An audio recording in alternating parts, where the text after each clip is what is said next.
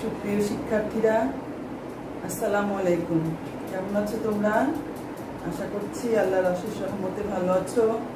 আমিও ভালো আছি। আমরা স্বল্প বিরতি দিয়ে আবার ঈদুল আজহার ছুটি শেষে আবার ক্লাসে ফিরে এসেছি। ঢাকা কলেজে অনলাইন ক্লাসে তোমাদের সবাইকে স্বাগত। আজকে আমি পড়াবো ডেমোগ্রাফির থার্ড ইয়ারের এবং ফোর্থ ইয়ারের ডেমোগ্রাফির লাইফ টেবল। আজকে তোমাদের যে ক্লাসটা হবে এটা হচ্ছে লাইফ টেবল, বাংলায় যেটাকে বলে জীবন সারণী। তাহলে এটা তোমাদের কাছে নতুন একটা টপিকস। তাহলে চলো আমরা দেখি সংজ্ঞায় কি বলছে, সংজ্ঞা অনুযায়ী আমরা এটাকে বোঝার চেষ্টা করব। কি বলেছে? এ life table is a life story of A hypothetical group of people লিখতে পারি আমরা, group of people, hypothetical group of people which originates, আচ্ছা আমি এটা একটু সুন্দর করে লিখে ফেলি, যেহেতু এটা আমরা পিপলটা আগে লিখে ফেলে গ্রুপ অফ পিপল which, তাহলে a life table is a life story of a hypothetical group of people which originates from some standard number of births and diminishes from a predetermined pattern of mortality. তাহলে এইটুকু হচ্ছে মোটামুটি definition. The process continues until all have died. তাহলে এখানে আমরা আসলে কি করি? এখানে আমরা হচ্ছে স্ট্যান্ডার্ড নাম্বার অফ বার্থস, এখানে বলা আছে কি a life table is a life story of a hypothetical group of people. A hypothetical group of people টাকে নিয়ে থেকে some standard number of births, এই পর্যন্ত আগে দেখি, এন্ড এর আগ পর্যন্ত আগে দেখি some standard number of birth। আসলে এখানে আমরা করি কি, একটা কোহর্ট বা দল নেই। কোহর্ট মানে কি? দল। একটা নির্দিষ্ট ক্রাইটেরিয়ার ভিত্তিতে একটা গ্রুপ অফ পিপলকে আমরা বলি কোহর্ট। আমরা বললাম একই সময়ে জন্মগ্রহণকারী কিছু শিশু থেকে আমরা শুরু করি। একই সময়ে জন্মগ্রহণকারী কিছু পপুলেশনকে আমরা বলি কোহর্ট, যেটাকে বলতে হচ্ছে some standard number of births। তাহলে এখানে আমরা সাধারণত 10,000 বা 1 লাখ, এটা আমরা এই স্ট্যান্ডার্ড নাম্বার অফ পপুলেশনটা আমরা নিয়ে থাকি। এই পপুলেশনটাকে আমরা কি করি? এই পপুলেশনটাকে আমরা অবজার্ভ করি আপ টু ডেট পর্যন্ত। যখন ওই গ্রুপের সবাই মারা যাবে তাহলে আমাদের লাইফ টেবলটা শেষ হবে। তাহলে তোমাদের মনে হতে পারে তাহলে একটা লাইফ টেবল করতে তো সারা জীবন চলে যাবে, কিন্তু এখানে একটা কথা আছে, দেখো, and diminishes from a predetermined pattern of mortality. Predetermined pattern of mortality, তাহলে আমরা কিন্তু মর্টালিটি চ্যাপ্টারটা পড়েছি। এখানে আমরা একটা রেট পড়েছিলাম, এজ স্পেসিফিক মর্টালিটি রেট। তাহলে এটা প্রতি বছরও করা যায়, আবার এজ ইন্টারভেল দিয়েও করা যায়। তাহলে ওইখানে আমাদের যে মর্টালিটি রেটটা আছে, যে মর্টালিটি হয়, এজ টু এজ যে মর্টালিটি হয়, সেইটা আমরা এখানে অ্যাপ্লাই করব। তাহলে আমরা কি করব? আমরা একটা গ্রুপ অফ পিপল নিব, 10,000 বা 1 লাখ। সেই 10,000 বা 1 লাখ পিপলকে মনে করো আমি 0 এজের 1 লাখ পিপল নিলাম। তাহলে 1 বছর বয়স পর্যন্ত এসে কতজন মারা যাবে? তাহলে আমাদের যে ওখানে আমরা ইনফ্যান্ট ডেথ রেট করেছি, যে 0 থেকে 1 বছরের মধ্যে যে শিশু মৃত্যুর হার, সেটাকে বলা হয় ইনফ্যান্ট ডেথ রেট বা ইনফ্যান্ট মর্টালিটি রেট। তাহলে সেখানে যে রেটটা আছে সেই রেট অনুযায়ী এই 1 লাখ পিপলের মধ্যে 1 বছর হওয়া পর্যন্ত কতজন মারা যাবে। তাহলে আমরা শুরু করলাম 0 এজ থেকে 1 লাখ পপুলেশন নিয়ে।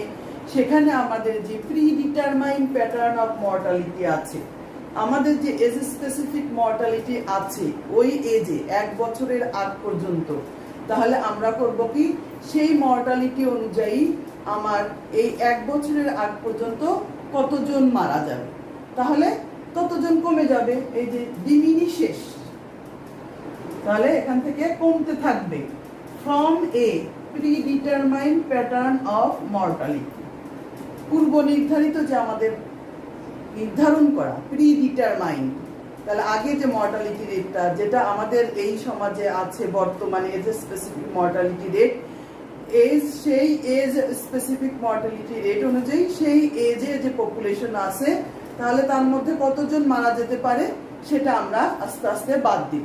তাহলে 0 থেকে 1 বছরের মধ্যে যতজন মারা যাবে সেই পপুলেশনটা 1 লাখের মধ্যে যদি আমাদের 100 বা 200 মারা যায়, তাহলে পরে 1 বছরে এসে আমাদের কি হবে, সেই পপুলেশনটা থাকবে।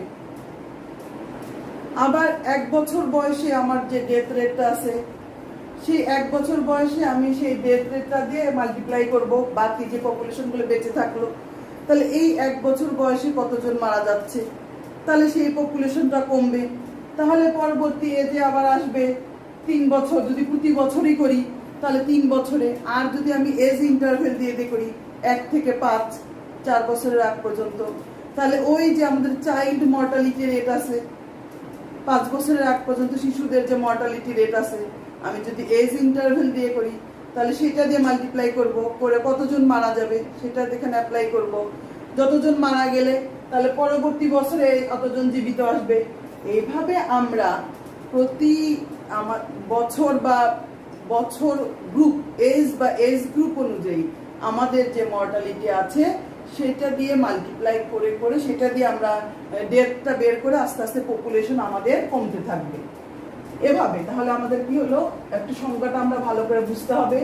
A life table is a life story of a hypothetical group of people which originates from a standard number of birth. Standard number of birth নিব আমরা, তাদের লাইফ হিস্ট্রিটা আমরা আপ টু ডেট পর্যন্ত এটাকে অবজার্ভ করব। এটাই হলো আমাদের লাইফ টেবিল। তাহলে standard number of births and diminishes from a predetermined pattern of mortality, এটা হলো আমাদের তাহলে লাইফ টেবিলের সংজ্ঞা।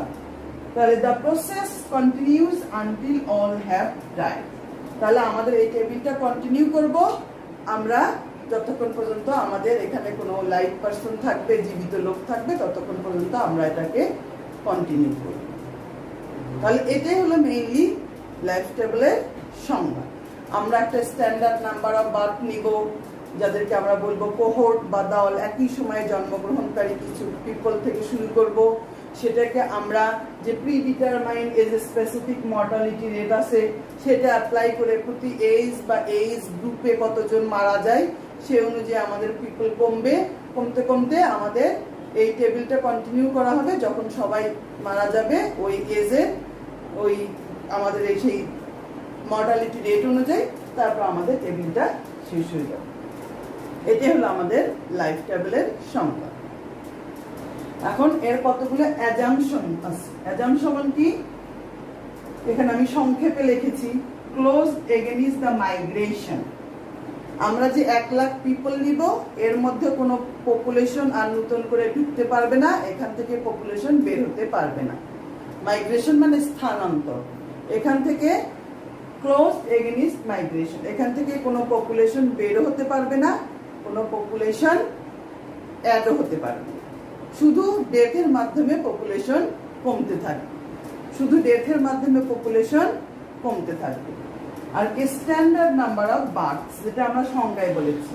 তাহলে স্ট্যান্ডার্ড নাম্বার অফ বার্থস আমি একটু মুছে ফেলি। এখানে স্ট্যান্ডার্ড নাম্বার অফ বার্থস বলতে আমরা সাধারণত এটাকে 10,000 বা 1 লাখ দিয়ে শুরু করি।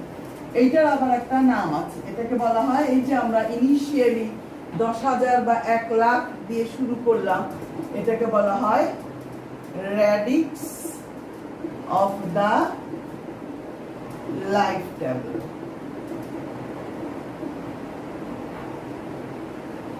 এটাকে লেখা হয় L0 দিয়ে।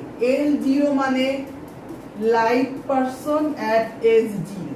L0 এটা মানে হচ্ছে আমরা বুঝি লাইভ পারসন এট এজ 0, মানে এখন জন্মগ্রহণকারী যতটা শিশু নেবে এটাকে সাধারণত আমরা 10,000 ধরি or 1 lakh.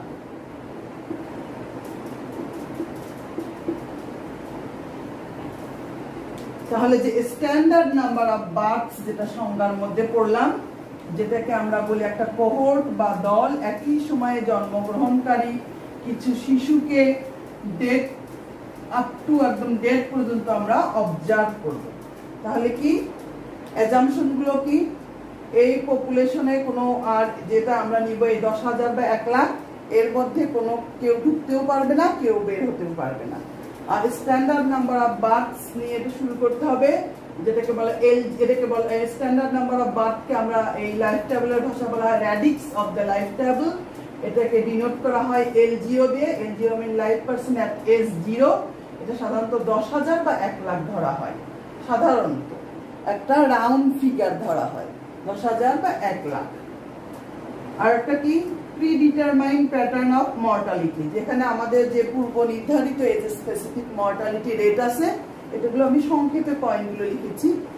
Predetermined pattern of mortality আছে, এর উপর ভিত্তি করে আমাদের ডেথগুলো হবে এবং পপুলেশন কমবে। আর কি ডেথ আর ইউনিফর্মলি ডিস্ট্রিবিউটেড, কোনো একটা নির্দিষ্ট গ্রুপের উপর বেশি বা কম এটা না, ডেথটা কি ইউনিফর্মলি ডিস্ট্রিবিউটেড। তাহলে এখন আমরা দেখি এজ ইন্টারভেলের উপর ভিত্তি করে লাইফ টেবল 2 প্রকার। According to age interval life table হচ্ছে 2 প্রকার।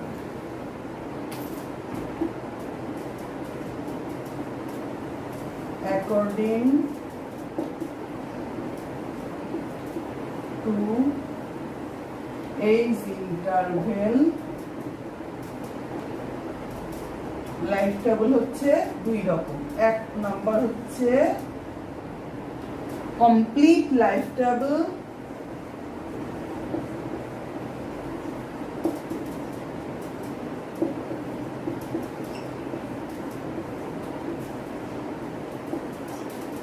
দুই নাম্বার হচ্ছে অ্যাভারেজ লাইফ টেবল।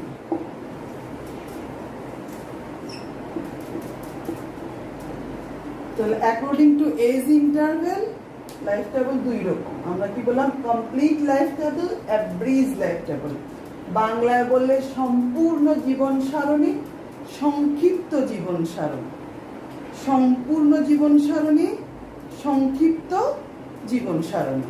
তাহলে কি হচ্ছে সম্পূর্ণ জীবন সারণী মানে কি, আমরা আগেই বলেছি এজ ইন্টারভেলের উপর ভিত্তি করে আমরা যদি প্রতি বছরই ডেটটাকে অবজার্ভ করি, ডেটটাকে কনসিডারেশনে নিয়ে আসি, প্রতি বছরই যদি এজ এ স্পেসিফিক ডেট অনুযায়ী কত ডেট হবে সেটা বাদ দেই, তাহলে সেটা হবে আমাদের কমপ্লিট লাইফ টেবল। আর যদি আমি কোনো এজ গ্রুপ 5 বছর বা 10 বছর ইন্টারভেল দিয়ে দিয়ে as a specific mortality rate অনুযায়ী কতজন মারা যাবে সেটা যদি আমি বাদ দিই, তাহলে সেটা হবে অ্যাভারেজ লাইফ টেবল। একটা কি হলো কমপ্লিট লাইফ টেবল, একটা অ্যাভারেজ লাইফ টেবল। তাহলে তোমাকে এখানে লাইফ টেবল এটা দেখেই তোমরা বুঝতে পারছো এটা একটা নির্দিষ্ট ছক আছে, এটা একটা নির্দিষ্ট ছক আছে। একটা টেবিলে যেমন কিছু হেড থাকে, কলাম হেড থাকে, তাই না?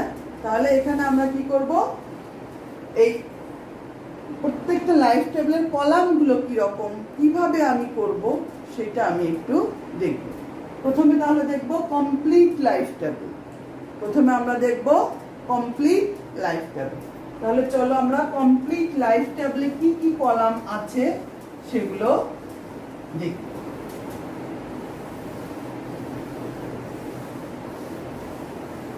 তাহলে আমরা দেখব columns of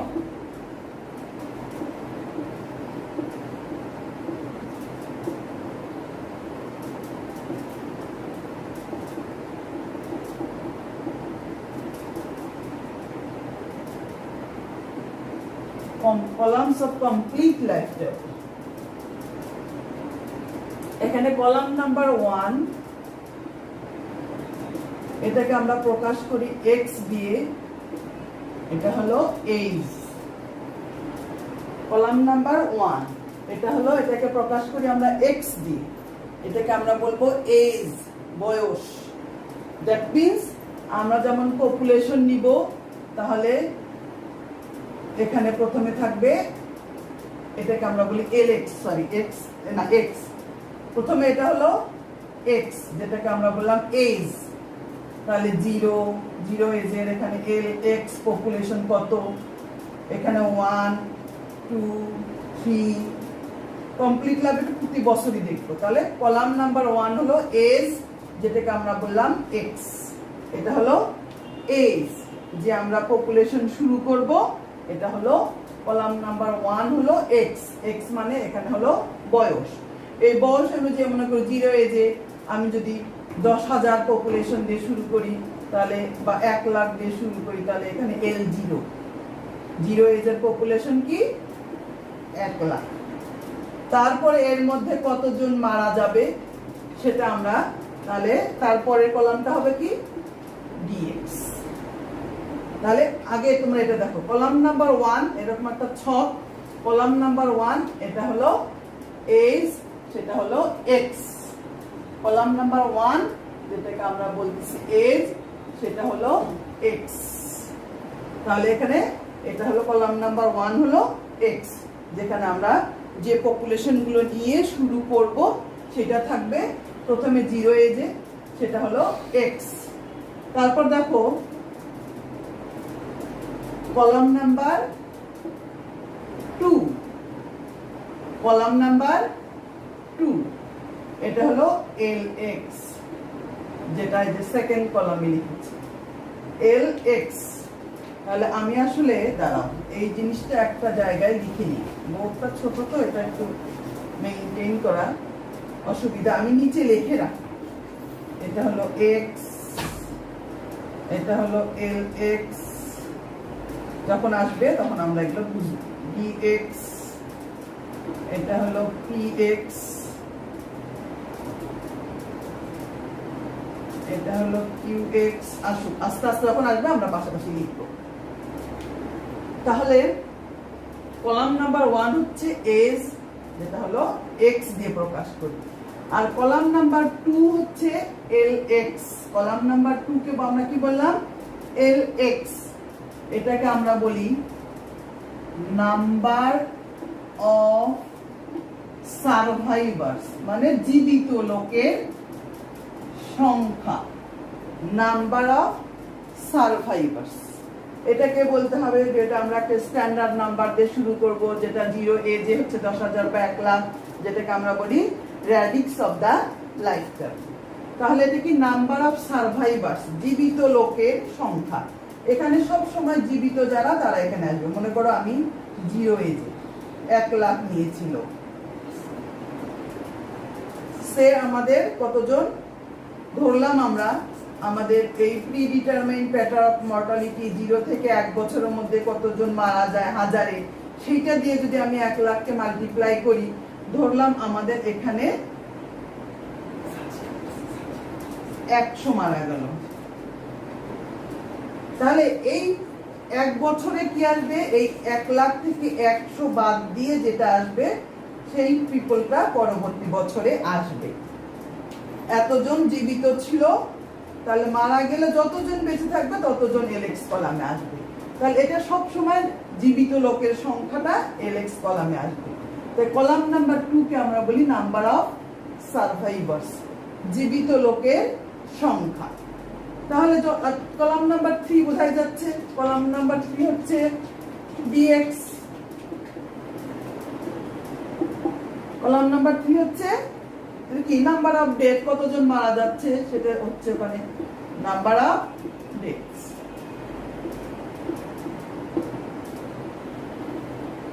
তাহলে কলাম নাম্বার 3 হচ্ছে নাম্বার অফ ডেথস। তারপর দেখো কলাম নাম্বার 4 এ আমি কি লিখেছি px। px মানে হচ্ছে probability of surviving, probability of surviving, বেঁচে থাকার সম্ভাবনা, প্রবাবিলিটি অফ সারভাইভিং, তাহলে এটা কি বেঁচে থাকার সম্ভাবনা। তাহলে এটার ফর্মুলাটাকে px equal to lx plus 1 divided by lx, px টা কি lx plus 1 divided by lx, probability of surviving. এই জিনিসটা আমরা যখন ফার্টিলিটি টেবিলে যে রিপ্রোডাকশন রেট ক্যালকুলেশন করেছিলাম মনে আছে, জিআরআর আর এনআরআর। জিআরআর কে আমরা একটা প্রবাবিলিটি অফ সারভাইভিং দিয়ে মাল্টিপ্লাই করেছিলাম এনআরআর। তাহলে দেখো এই পিএক্স টা কি প্রবাবিলিটি অফ সারভাইভিং, বেঁচে থাকার সম্ভাবনা। এখন মনে করো 100 জন আছে, আমি L0 এজে 1 লাখই ধরলাম যেটা আছে, L0 এজে আমার পপুলেশন কত আছে 1 লাখ, 100 জন মারা গেল, বাকি জন কত আসলো, বাকি জন 99,900। 1 বছর বয়সে কতজন আসলো 99,900। তাহলে আমি যদি এটা ধরি x ইকুয়াল টু যদি 0 ধরি, L0 ডিভাইডেড বাই L1, কখন when x equal to 0, x equal to 0 হলে কি হবে L1 ডিভাইডেড বাই Lx। তাহলে L0 তে ছিল আমার 1 লাখ আর L1 এ কত 99,900। তাহলে এটা হলো আমার px। তাহলে এটা একটা প্রবাবিলিটি, দেখো এটা কোনো সময় 1 এর বেশি আসবে না। এই 1 লাখে যদি সবাই মারা যায় তাহলে এটা হবে 1, আর কেউ যদি মারা না যায় এটা হবে 0। 1 লাখের উপরে যদি 1 লাখই মারা যায় তাহলে এটা হবে 1, আর কেউ যদি মারা না যায় এটা হবে 0। তার মানে এটা 0 থেকে 1 এর মধ্যে থাকবে, এই জন্য এটাকে বলা হয় প্রবাবিলিটি। তাহলে প্রবাবিলিটি অফ সারভাইভিং, এটা হলো কলাম নাম্বার 4, যেটাকে লেখা হয় px দিয়ে, এটা হলো lx plus 1 divided by lx। আমি একটা উদাহরণ দিয়েছি when x equal to 0, তাহলে এটা হলো, এটা কি when x equal to 0 এর ক্ষেত্রে আমরা একটা উদাহরণ দিয়েছি। মেইন ফর্মুলা হচ্ছে এটা, প্রবাবিলিটি অফ সারভাইভিং। তাহলে আমরা একটু উপরে এই কলামগুলো মুছে ফেলবো। তাহলে গেল আমাদের 4টা কলাম গেল, একটা হলো এজ, একটা হলো number of survivors, number of deaths, আর হলো প্রবাবিলিটি অফ সারভাইভিং। তাহলে পরবর্তী কলামটা কি qx। পরবর্তী কলাম নাম্বার 1 2 3 4 5, কলাম নাম্বার 5 হচ্ছে qx, এটা হলো সাফিক্স qx। এটা probability of dying, probability of dying, probability of dying, তার মানে কি মারা যাওয়ার সম্ভাবনা। প্রবাবিলিটি অফ ডাইং মানে মারা যাওয়ার সম্ভাবনা। তাহলে এটা কি, এটার ফর্মুলা কি, এটার ফর্মুলা হচ্ছে qx equal to dx divided by lx। 100 জন মারা গেছে কত জনের মধ্যে, 100 ডিভাইডেড বাই এত, এটাই হলো dx। তাহলে dx মানে কি, এই dx মানে কি দেখো, এটাকে যদি lx ধরি, এটাকে যদি lx প্লাস 1 ধরি, এটা হলো L0, এটা হলো L1, তার মানে lx minus lx plus 1 divided by lx। যদি 0 এই যে ধরি তাহলে দেখো আমাদের dx কিভাবে আসছিল, d0 কিভাবে আসছিল, L0 minus L1 divided by L0, তাই না, যখন x ইকুয়াল টু কি 0। আর এটা মানে কি 1 মাইনাস lx প্লাস 1 ভাগ lx, মানে কি 1 মাইনাস px। তাহলে qx মানে কি 1 মাইনাস px, যেহেতু এটা প্রবাবিলিটি, p আর q যোগ করলেই টোটাল হবে, p আর q দুটার প্রবাবিলিটি যোগ করলেই 1 হবে। তাহলে qx মানে কি dx ভাগ lx dx মানে lx minus lx plus 1 divided by lx, lx lx ভাগ করলে 1 minus lx plus 1 ভাগ lx, তাহলে 1 minus px। এখানে একটা উদাহরণ দিয়েছি, L0 a যে x equal to যদি 0 হয় তাহলে কি হবে এটা, তাহলে L0 মানে কি আমাদের 1 লাখ,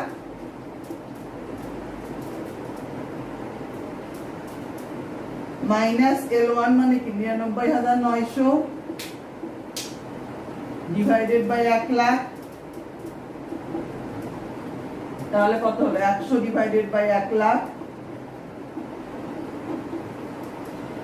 তাহলে এইটা ডিভাইডেড বাই এইটা করলে আমি পাবো এখানে, আর এইটা ডিভাইডেড বাই এইটা করলে আমি পাবো এখানে lx আর dx। এই দুটো থেকে আমি এই দুটো কলাম বের করতে পারবো।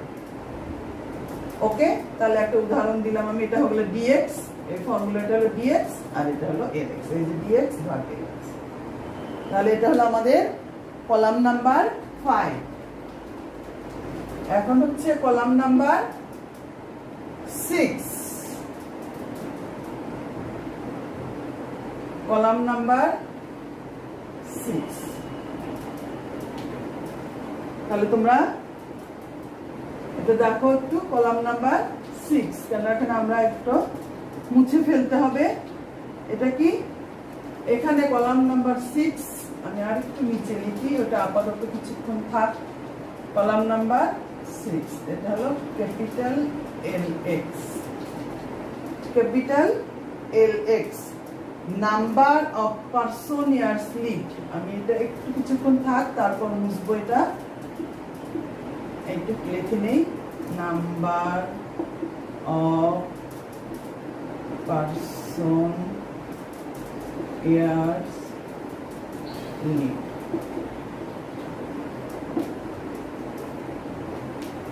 মোট কথা হচ্ছে আমাদের LX, এই LX, কেউ এই বছরের মাঝামাঝি মারা যাচ্ছে, কেউ এই বছরের মাঝামাঝি মারা যাচ্ছে। তাহলে দুটো যে LX আছে, এই দুটো LX কলামকে অ্যাভারেজ করেই এটা আমরা পাবো ক্যাপিটাল LX। এটাকে আমরা বলছি number of person years live. আমরা একটু আগের জিনিসটা মুছে ফেলবো।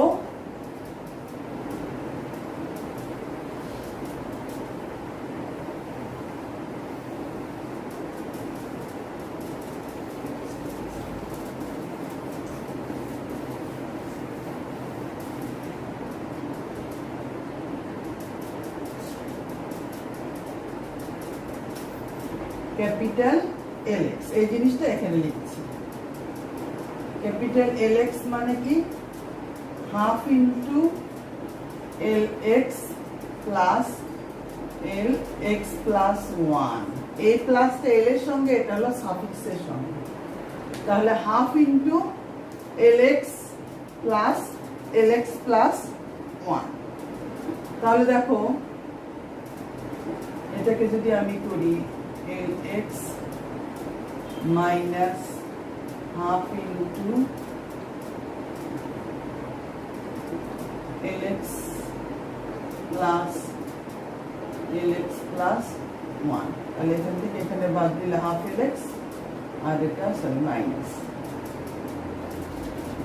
এখান থেকে হাফ বাদ দিলে হাফ আর এখান থেকে মাইনাসে মাইনাসে প্লাস হাফ। কি জন্য লিখলাম, এটার সঙ্গে একটা dx এর আবার একটা রিলেশন আছে। আমরা পরপর দুটো LX কলামকে অ্যাভারেজ করে ওটা বের করতে পারি, আবার LX মাইনাস হাফ একটু আগেই করলাম, এটা মানে কি dx। এই যে এখান থেকে এটা বাদ দিলে, LX থেকে পরবর্তী এটা বাদ দিলে, এটা থেকে এটা বাদ দিলে ডেট বের হয় না, তাহলে এটা থেকে এটা বাদ দিলে এটা হলো dx।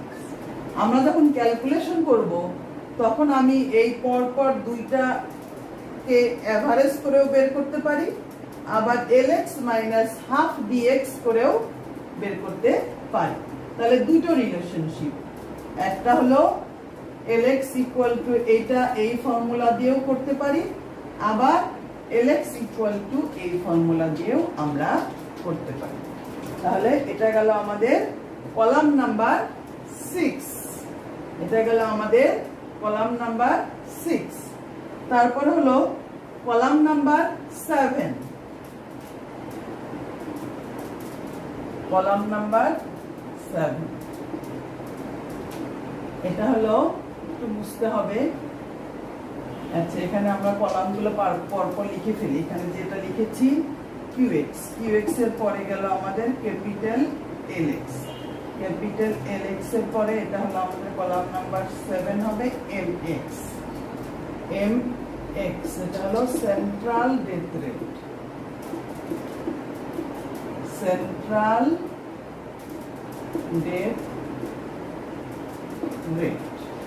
তাহলে নাম্বার অফ কলাম নাম্বার 7 হলো আমাদের সেন্ট্রাল ডেথ রেট। এটা হলো আমাদের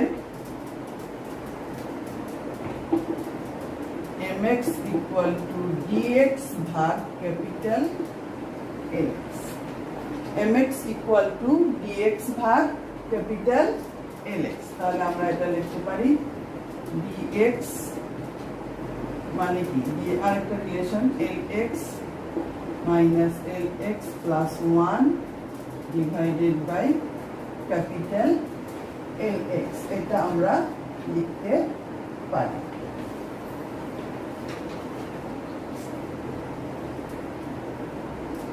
তাহলে আমরা করব কি, এই যে এই কলামটা ক্যালকুলেশন করলে, এই কলামটা যখন আমি ক্যালকুলেশন করব এই দুটার এভারেজ করে, অথবা এটা থেকে হাফ এটা বাদ দিয়ে এই কলামটা পাবো, তখন এই কলামটাকে আমরা যদি এই যে dx ভাগ এই কলাম করি তাহলে আমরা সেন্ট্রাল ডেথ রেট পাবো। তাহলে এটা হলো সেন্ট্রাল ডেথ রেট। এখন হচ্ছে তার পরবর্তী কলাম হচ্ছে tx, তার লাস্ট কলাম হচ্ছে e0x। মেইনলি আমরা এটা যে কারণে করি সেটাই বলতে তোমাদেরকে ভুলে গেছি, এটা বলবো। আচ্ছা, তাহলে ভুলে গেছি যখন একবারে ফাইনালি বলি। কলাম নাম্বার 8, কলাম নাম্বার 8 এটা হলো কি, এটার নাম হলো টোটাল পার্সোনিয়ার লিড, টোটাল ওটাকে tx, সরি tx, এটাকে বলি টোটাল পার্সন ইয়ার্স লিড। এটা হলো এই এলএক্স যে কলামটা আছে, এই এলএক্স কলামকে যদি আমি বটম টু টপ, নিচের থেকে উপরে যদি আমি এটাকে ইয়ে করি, কিউমুলেটিভ করি, এই এলএক্স কলামকে, এই এলএক্স কলামকে নিচ থেকে উপরে কিউমুলেটিভ, তোমরা উপর থেকে নিচে কিউমুলেটিভ করেছো, একটু উদাহরণ দিই। তোমরা করেছো ফ্রিকোয়েন্সি, তারপরে করেছো কিউমুলেটিভ ফ্রিকোয়েন্সি, তাই না? এভাবে করেছো। মনে করো আছে 5, 7, 20, 12, 8 এরকম। তাহলে করেছো কি, এই 8টাকে 8 লিখেছো, তোমরা করেছো উপরে থেকে, আমরা এখন করবো 8, 12 আর 8 20, নিচ থেকে করবো 20 আর 20 40, 40 আর 7 47, 47 আর 5 52। তাহলে কিউমুলেটিভ করবো বটম টু টপ। তোমরা আগে করেছো টপ টু বটম, 5, 5, 7, 12 এরকম। এখানে করবো নিচ থেকে 8, 8 আর 12 20। কেন? উপরে পপুলেশন বেশি, উপরে কি আমার পপুলেশন বেশি। তাহলে এটাকে আমরা বলবো টোটাল পার্সোনিয়ার্স লিড। এটা কি tx, tx মানে কি cumulative from bottom to top. তাহলে কি এটা একদম L0 থেকে tx মানে L0 plus L1 plus dot dot dot, যতদূর পর্যন্ত লাইভ পার্সন থাকবে ততদূর পর্যন্ত কিউমুলেটিভ। আর একটা কলাম আছে লাস্ট এন্ড ফাইনাল কলাম, যেটার জন্য যে উদ্দেশ্যে মেইনলি আমরা লাইফ টেবিলটা করে থাকি। তোমরা বিভিন্ন পত্র পত্রিকায় বিভিন্ন সময় দেখো লাইফ এক্সপেক্টেন্সি বা জীবন প্রত্যাশা, মাঝে মাঝে ক্যালকুলেশন করে বাংলা আমাদের লাইফ এক্সপেক্টেন্সি বেড়ে গেছে। তাহলে এটা ক্যালকুলেশন করা হয় এই টেবিল, এই পদ্ধতিতে। এক্সপেকটেশন অফ লাইফ এটাই হলো এক্সপেকটেশন অফ অর, এত লাইফ এক্সপেক্টেন্সি আর এক্সপেকটেশন অফ লাইফ, জীবন প্রত্যাশা। তাহলে আমরা যে ক্যালকুলেশন করি বিভিন্ন সময় পত্রপত্রিকায় দেখি যে আমাদের লাইফ এক্সপেক্টেন্সি বেড়ে গেছে, তাহলে আমরা করি কি এই প্রসিডিউরে আসলে এটাকে ক্যালকুলেশন করা হয়, লাইফ টেবিল দিয়ে ক্যালকুলেশন করেই বলা হয় যে লাইফ এক্সপেক্টেন্সি কত। তাহলে মনে করো এই যে এটা মানে কি, এটা লাইফ এক্সপেক্টেন্সি, এটার ফর্মুলাটা কি, tx divided by lx, tx divided by lx, e0x মানে কি tx ডিভাইডেড বাই lx। তাহলে এটাই হলো আমাদের লাইফ এক্সপেক্টেন্সি। এখানে যে কলামটা আসবে এটাকে যদি আমি এই কলাম দিয়ে ভাগ করি, তাহলে প্রত্যেক এজে এখানে এখন যাদের বয়স 0 তার আর কত বছর বাঁচবে, এখন যার বয়স 1 তার সে কত বছর বাঁচবে, এভাবে আপ টু আমাদের বয়স দেখবো আমি আর কত বছর বাঁচতে পারি। এটা একটা কি আমার এখানকার যে প্রি ডিটারমাইন্ড প্যাটার্ন আছে সে অনুযায়ী আমরা একটা সম্ভাব্য বলি। জীবন মৃত্যু তো আল্লাহর হাতে, এটা তো আমরা কেউ বলতে পারি না যে কতদিন বাঁচবো। আমি এই মুহূর্তে মারা যেতে পারি, আবার আরো অনেকদিন বাঁচতে পারি, আবার 5-10 বছর বাঁচতে পারি। কিন্তু এটা আমরা একটা করে থাকি যে আমাদের লাইফ স্ট্যান্ডার্ড, আমাদের জীবনযাত্রার মান, আমাদের হেলথ কন্ডিশন, আমাদের চিকিৎসা ব্যবস্থা এরকম অনুযায়ী একটা ভ্যারি করে। নাহলে দেখি আমরা উন্নত দেশে কি লাইফ এক্সপেক্টেন্সি বেশি, তারা অনেকটা মানে কি বলবো যে পরিচ্ছন্ন জীবনযাপন করে, হেলদি লাইফ লিড করে, তাদের লাইফ এক্সপেক্টেন্সি বেশি। তাহলে আমাদের এখানে according to age specific mortality rate অনুযায়ী আমরা যদি করি, তাহলে এই কলামটা দিয়ে আমরা বলবো যে আমাদের জীবন প্রত্যাশা বা life expectancy, expectation of life এরকম। তাহলে এগুলোই হচ্ছে লাইফ টেবিলের ছকের যে কলামের হেডগুলো। তাহলে আমরা এখানে 9টা কলাম পড়লাম, কলামটা 9টা কলাম আমরা পড়লাম। তাহলে এটাই আমাদের হচ্ছে লাইফ টেবিল, এটা আমরা কমপ্লিট লাইফ টেবিল দেখলাম।